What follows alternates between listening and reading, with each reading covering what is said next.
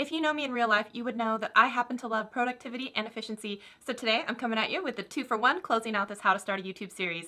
Hey everyone, welcome back to Shelly Saves the Day. On my channel, I help you create content so you can share what you love with the world. If that sounds good to you, consider subscribing. Today we're closing out the series for the How to Start a YouTube Channel in 2019. If you haven't yet, make sure you go download the free ebook. I'm going to put a link up here, and it just makes me really happy to know that I created something for you guys for free that will help you hopefully on your YouTube journey. So today we are doing a 2-for-1. We're going to be closing out with the very last 2 principles in the eyes of YouTube, right? I hope you guys you guys get it now, right? The eyes, I-Z-E, even though there was a couple of one-offs, but it was still phonetically correct. I know you know what I mean. All right, so we're going to be talking about capitalize and advertise. So this is it, and we're going to keep it short and sweet because I don't have as much to say about these as I did about like strategize and optimize, because those are like the meat of everything. So capitalize, what I mean by that, this is super simple. Go into your analytics. Now you guys know how to do that, right? Go look at your most popular videos, the videos with the highest retention, the videos where most of your subscribers are coming from, the videos with the highest click-through rates. Make sure you go look at all of what the analytics are telling you, because usually they're going to paint a very clear picture on what kind of reception YouTube and the audience is having to the content that you're creating. So if you find that you had makeup videos as well as iMovie tutorials, I'm not speaking from experience at all, and you found that no one was watching one type of video and someone was definitely watching all of the other types of videos, then it would be dumb for you to continue to make a whole bunch of videos that nobody wants to watch if what you're after is growing your channel, your base subscribers. If you want to treat your YouTube channel as a personal diary and just upload what you want, then that's fine, but then don't be surprised if your channel doesn't grow as quickly because you decided to do content, because the more niche and narrow and targeted your videos and audience are going to be with your initial avatar, your ideal customer or person that's watching your video, then of course the faster your channel is going to grow. So putting that out there, if you want to make 10 different types of videos, that is your choice, but just don't complain later that you're not getting the channel growth that you want, okay? So if you go into your analytics and you see everyone is watching a certain type of video, it would behoove you to go make more of that type of video. Really go in on it and become the expert in that field. Once you have an audience that know, like, and trust you, then if you want to expand into another category, then you start making other videos that you want. Or Sarah Dietschy has a rule where it's, 4 videos for you and what the audience really wants, and then 1 video is for her. So she's still able to do what she wants, but she gives the audience most of the time what they want, if that makes sense, okay? So what makes more videos more shareable and discoverable than other videos? So yes, you've got your analytics, yes, you've got your referring videos, but if you actually start looking at the trending tab and topics that are going on, like right now in the beauty community, it would be the Tati, Jeffree Star, James Charles, like Dramageddon that is going on, and everyone who has an opinion on it is jumping into a very hot topic, and everyone is making videos about it because everyone is searching for it. So what you can do is take a current event that a lot of people are looking for, and you can try and make a video and you can increase your views that way, or you can decide to just stick with what is really popular on your channel and do that. Or you can try and do a combination of both, where you see a topic that is trending, that is closely related to your niche, and somehow you put your own unique spin on it. So if a popular movie or a music video just came out, such as like the Ariana Grande video where she has emojis dancing around on the screen, and it was me, and I have a channel that is mostly about video editing, if I wanted to make a video and I said, in the style of Ariana Grande with dancing emojis in the video, then that's a way for me to capitalize on what my channel does as a niche, as well as a super trending topic, which is a very popular song with a very popular artist. Does that make sense? So the more that you can find ways to marry those 2 types of things together, what you're really good at or what your channel is about, along with popular trending things, then the more fusion that has, that can really propel your channel into being more discoverable, being more shareable, and really being able to capitalize on trends. Another reason why people are sharing your content is going to be if you think about ways to make it accessible to others.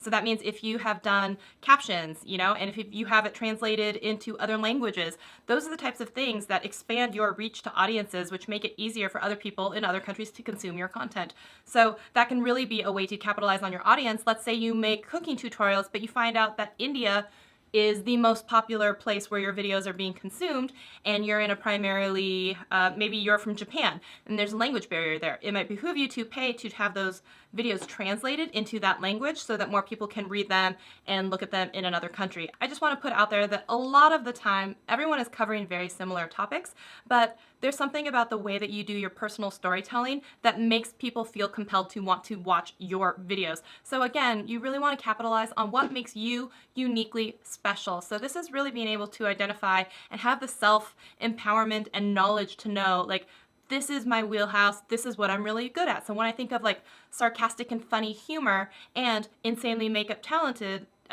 creators, then I think like Samantha Ravindal and Raw Beauty Christie, right? If I think like really calm demeanor and great voice and, you know, something else, then I think of another channel. So those are unique traits in those people that I'm searching for that make me want to listen to the way that they tell stories or have their videos come across to me. So that is another way that you can really capitalize on what is it that makes you uniquely you. Maybe you have an accent, maybe you have a unique, you know, family situation, maybe you have a way that you speak, or, you know, your humor, or you're funny, those types of things that differentiate you when we're all sometimes in the end talking about a lot of the things that are similar. That's a way for you to capitalize on your own strengths and make it so that you're more accessible, shareable, relatable, and people want to come to your videos and help consume content from you. Before we close out this series is about specifically advertising.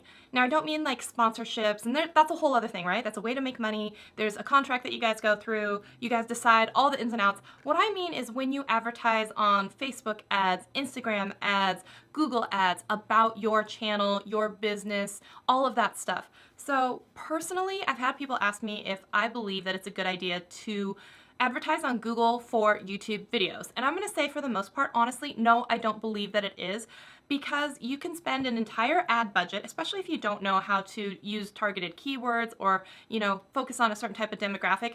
Sure, you can pay to get more eyeballs on your video. And of course, more traffic means more chances to be in front of people. Hopefully they know, like, and trust you. Hopefully they subscribe, maybe, right? But most of the time, we've experimented with this in the past, is when you do those ads, you aren't getting the best quality of viewer. So what I mean by that is, yeah, you might get some more views, but you're also gonna have a higher percentage of people thumbs down your video. You're gonna have a higher percentage leave bad comments, because it wasn't that they were really looking for your video, it was that it was served up as an ad and it got in their face. And it's not as organic as when someone is really going down a rabbit hole of YouTube and then finding your video. It's just not the same type of person that is viewing, so I don't recommend it. I really don't. And I would say the only time it's really appropriate to do those type of ads, which can have awesome benefits, is when you're ready to launch a course, when you're ready to like sell something, if you're ready to like advertise yourself as a, you know, a service-based business. That is when you spend the money to grow your business. Absolutely. Because if you find that it cost you $2 to do an ad, but it only costs $10 to acquire a customer that ended up netting you, you know, $20, then absolutely it's still worth it to spend on ads. But most of us aren't launching something. You're just wanting more eyeballs. So it's different. I think it's a much different playing field when you're looking to bring business in versus you just want eyeballs on your videos. If this makes sense to you so far, give me a thumbs up on this video so I know that you're getting what I'm saying right now. And I don't want to come off as a hypocrite and say that ads are bad, because when I launch my e-course later this year, which I fully plan on doing this year, it's going to be an e-course on iMovie, editing, and helping people become creators. When I launch it, yes, I believe that I would run Facebook ads, Instagram ads, YouTube ads to get more eyeballs on that video so that I can hopefully sell my course later this year. If you're actually interested in learning more about that course, will you hashtag iMovie Made Easy down in the comment section so I know that you guys would actually be interested in it.